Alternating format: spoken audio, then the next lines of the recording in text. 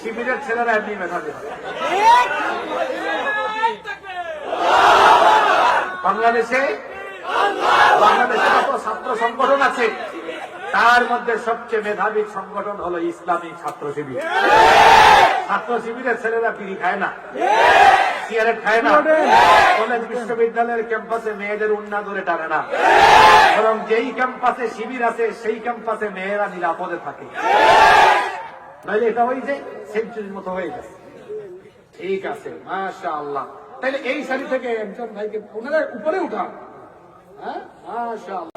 প্রমাণ হলো আজকের মাহফিলে, প্রমাণ হলো ইসলামী ছাত্র শিবিরের ছেলেরা অত্যন্ত মেধাবী হয়। প্রমাণ হলো। এখন আমাদের সম্মানিত সভাপতি সাহেব আমার তরফ থেকে এই তিনজন ভাইকে সামান্যতম হাদিয়া ওনাদের হাতে দিবেন ইনশাআল্লাহ। 3 ভাগ থেকে আমি 3 জনকে নিব, প্রশ্ন করব 3টা। ঠিক আছে, একজন না, আমি বাড়াই দিলাম। 3 জনকে পুরস্কার দিব। কয়টা? 3টা। এই যে পিলার আছে না, এই শাড়িটা আমার দিকে তাকান।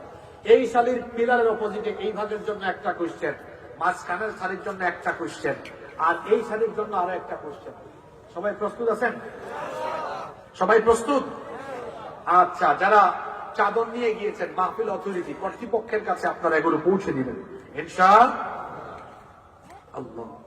তাহলে আমরা প্রথমে ডান দিক থেকে শুরু করব, ঠিক না? আমরা ডান দিক থেকে প্রথমে শুরু করব ইনশাআল্লাহ। প্রশ্ন করব, কেউ উত্তর দিতে পারবেন না, শুধু হাত তুলবেন। যিনি সবার আগে হাত তুলবেন তাকে উত্তর দেওয়ার জন্য সুযোগ দেওয়া হবে। এখানে পক্ষপাতিত্ব যেন না হয়।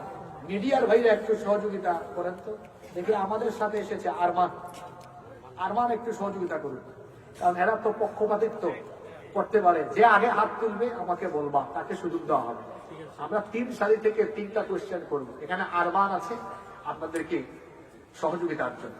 তাহলে প্রথম প্রশ্ন, উত্তর দেওয়া যাবে না? না, উত্তর দেওয়া যিনি পারেন কি করতে পারবেন? কি করতে পারবেন? হাত তুলতে পারবেন। 1 নম্বর প্রশ্ন এই সাইড থেকে, ঠিক আছে?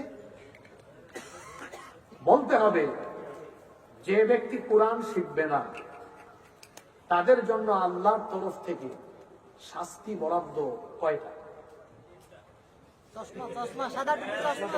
এই ভাই টুপি এবং চশমা, তাই না? বলেন তো দেখি আপনি কি কি? 1 দুনিয়াতে গজব, 2 আখিরাতে গজব, 3 কবরেতে শাস্তি। আপনার উত্তর পরিপূর্ণ হয়নি, সাজায় গুছায় বলতে হবে। ওই ভাই হাত তুলেছেন, আপনি বলেন। হ্যাঁ, পরিপূর্ণ এখনো হয়নি। এই শাড়িতে কে পারবে? ওই যে না, উনি বলেন। পরিপূর্ণ হয়নি উত্তর। হ্যাঁ, 1 নম্বর আবার বলেন। জীবন সংকীর্ণ মানে কি? আমি ব্যাখ্যা দিয়েছিলাম। সুখী হবে না। ইয়েস। 2 গুড, মাশাআল্লাহ। 3